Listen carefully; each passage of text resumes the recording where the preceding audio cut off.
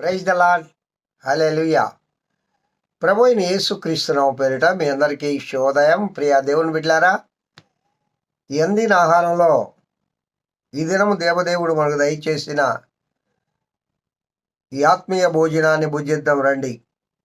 సంకీర్తన 20వ సంకీర్తన 4వ వచనంలో దావీదు మహారాజు ప్రధాన గాయకునికి సంకీర్తన పాడుతూ ఇక్కడ గొప్ప అభయాన్ని, ధైర్యాన్ని మనకిస్తూ ఉన్నాడు. నీ కోరికను సిద్ధింపజేసి నీ ఆలోచన యావత్తును సఫలపరుచునుగాక. చూసారా ఎంత గొప్ప ధైర్యాన్ని దేవుడు ఇస్తున్నాడో, ఎంత గొప్ప వాగ్దానం ఇది. నీ కోరికను సిద్ధింపజేసి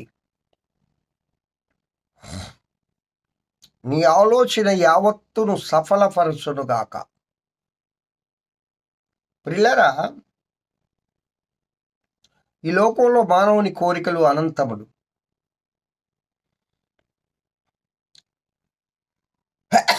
వాడి కోరికలకు అవధులు లేవు. అలాంటి కోరికలు కాదు,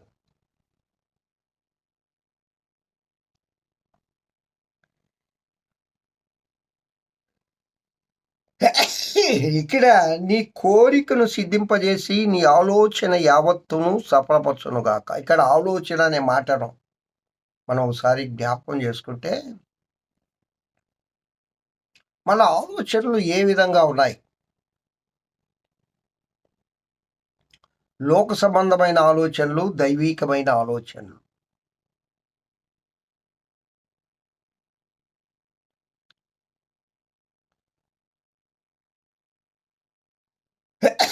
లోక సంబంధమైన ఆలోచనలన్నీ ఆయన సిద్ధింపజేయడు.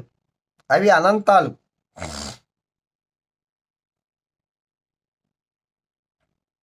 అప్పటికప్పుడే ఊహల్లో మేడలు కట్టేస్తారు. వాటిని దేవుడు సిద్ధింపజేయడు, వాటిని నెరవేర్చడు.